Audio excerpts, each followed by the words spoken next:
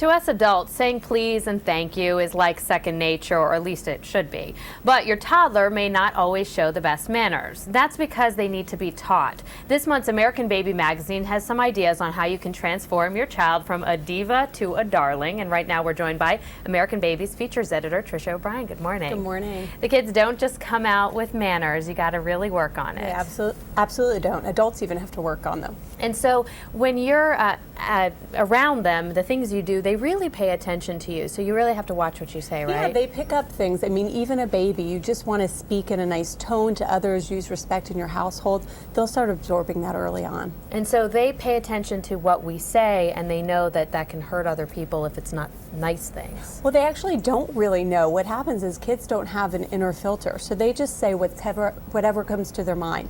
So if they see something that's interesting to them, they'd say, oh my, look at that person, he's fat.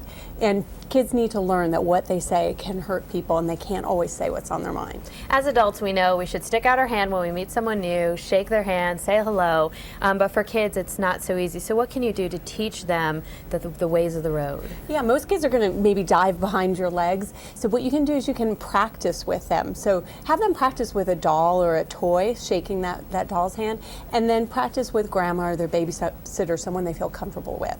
Another thing that we do when we're home is when we're seeing our friends off, we take them to the door, but for children that's not so second nature. So no, what do you tell they them? might be in the middle of a TV program they think is more interesting.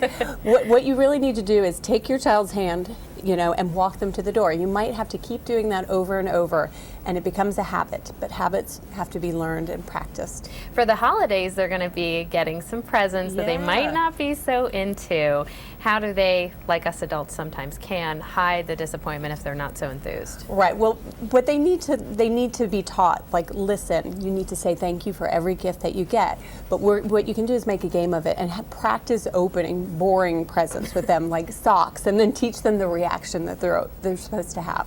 And then lastly, when you're on the phone, sometimes they can be pulling at your clothes or talking out of turn and stuff. What should you tell them about that so that they know to give you your space?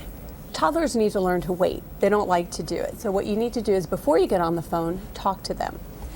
And then when you're off of the phone, or if you're on the phone, you can hold up your finger, and that's sort of the symbol. Mommy's busy right now. Some good stuff. All right, Tricia O'Brien, features editor for American Baby. Thanks so much for being with us.